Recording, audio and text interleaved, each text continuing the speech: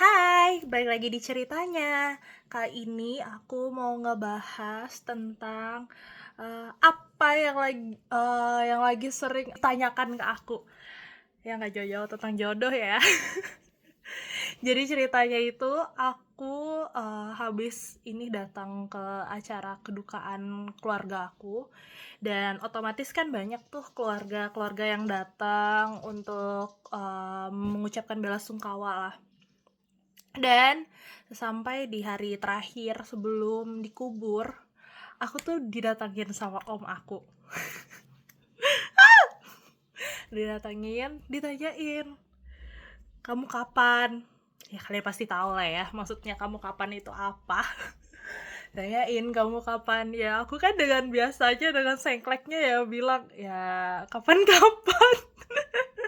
Atau kadang atau enggak kayak misalnya aku bilang ya kapan apa nih maksudnya, nah kayak gitu kan. Om aku tuh bilang nggak usah banyak yang aneh-aneh kalau kriteria, nggak usah yang tinggi-tinggi, nggak usah yang macem-macem kriterianya, biar jangan lama-lama nanti takutnya kebablasan nggak nikah-nikah kayak gitu kan.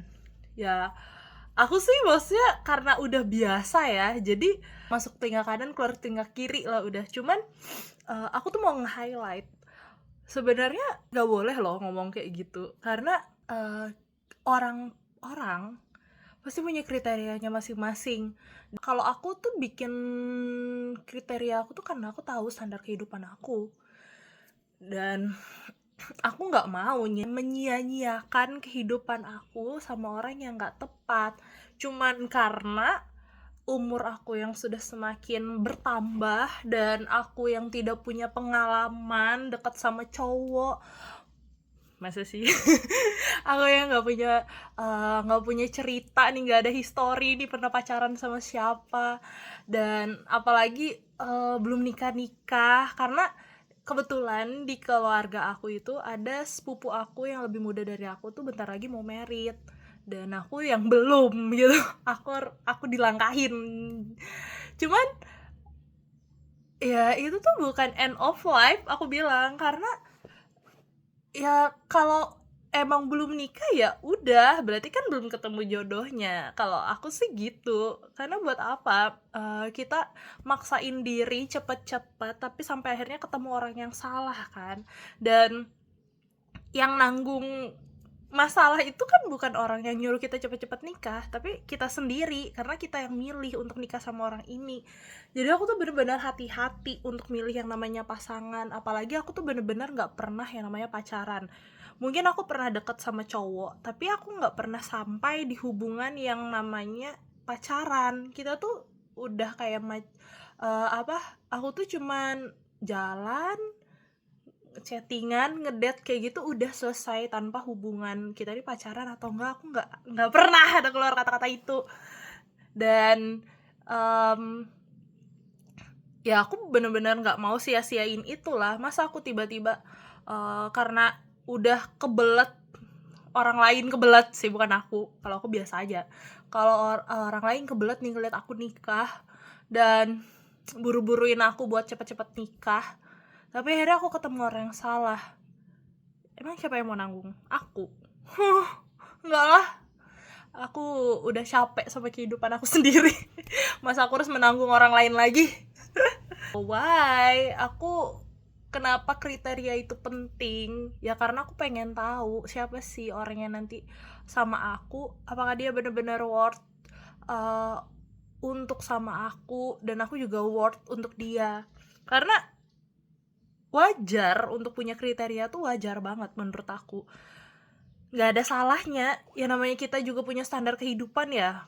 Kayak aku mungkin ya yang pasti seagama, number one, itu udah number one banget, seagama. Dan mapan mapan tuh banyak ya, banyak tingkatannya juga, tapi yang pasti aku kalau mapan tip untuk aku ya yang pasti udah punya pekerjaan yang stabil lah keuangannya, dan kalau bisa dia bukan tipikal cowok yang hanya ngestak di dalam pekerjaan tapi bisa berkembang. Karena aku gitu, aku ngelihat diriku sendiri dan aku ngelihat orang tua aku dulu sekarang aku tidak bekerja tapi aku fully di usaha. Nah kalau aku ngeliat dari papa aku ngeliat papa aku itu selain dia seorang PNS bekerja di kantor, tapi dia juga pengen mau berkembang, jadi dia sambil bekerja di kantor dia juga berusaha. Nah aku tuh pengen ngeliat cowok tuh kayak gitu karena aku ngeliat dari papa aku sih, panutan aku tuh papa. Nah itu, dan apa ya, komitmen, karena ya kita tahu lah sekarang zaman udah semakin maju, sosial media udah semakin mudah, dan untuk mencari celah dalam perselingkuhan tuh udah kayaknya mudah banget.